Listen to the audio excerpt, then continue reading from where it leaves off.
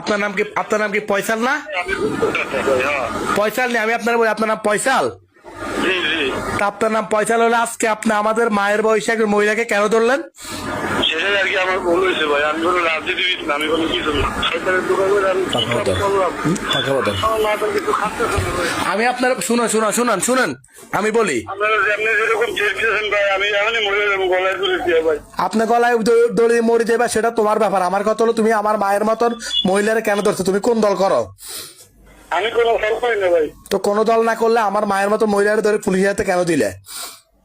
ভাই এটা আমি সবচেয়ে বড় আর ভুল করছি ভাই।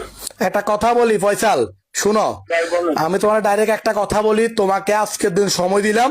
আজকের দিনের ভিতরে যদি আমাদের এই যে মহিলাকে তুমি ধরাইছ, তাকে যদি তুমি বের করার দায়িত্ব তোমার, যদি বের না করো, তোমার মা কোন জায়গায় ব্যবসা করে কি করে সব খবর আমাদের কাছে আছে। এটার পরিণাম খুব ভয়াবহ হবে। জি জি জানি ভাই, আমি আপনার কাছে সব নিয়ে আছে, আমি জানি ভাই। এটার পরিণাম আমি তোমাকে বলি, এটার পরিণাম খুবই ভয়াবহ হবে। যেটা শুনো, আমি তোমাকে বলি, আমাদের পিঠ দেওয়ালে থেমে গেছে, আমরা নিজের জীবনের পরোয়া করি না, এটা মাথায় রাখিও। ঠিক ঠিক ঠিক। আমরা জননেত্রী শেখ হাসিনার কর্মী, আমরা বঙ্গবন্ধুর আদর্শ ধারণ করে রাজনীতি করি। অবশ্যই আমরা মরে যাব এটা ভাবি না, কিন্তু আজকের দিনের ভিতরে যদি আমাদের এই মাকে তুমি বের না করো, এটার পরিণাম খুব ভয়াবহ হবে, খুব ভয়াবহ। ঠিক আছে, আমি তোমাকে বলে দিচ্ছি ফয়সাল, এটা মাথায় রাখিও। ওকে ভাই। তুমি শুনো, এখন লাইভে আসবা, তুমি এখন লাইভে আসে তুমি মাপ চাইবা জাতির কাছে, শেখ হাসিনার কাছে, সবার কাছে এখন মাপ চাইবা। ঠিক আছে, আমি কি বলছি মাথায় ঢুকছে? অবশ্যই ভাই, ঢুকবো না কেন। এখন শেখ হাসিনার কাছে সবাই কাছে মাপ চাইবা।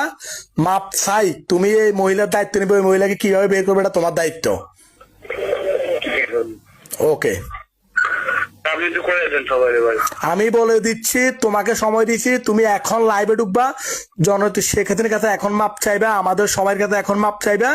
চাই এই বেটিকে কিভাবে জামিনে বের করবা সেটা তোমার দায়িত্ব। ঠিক আছে ভাই, আপনি একটু করে দেন সবাই। ওকে।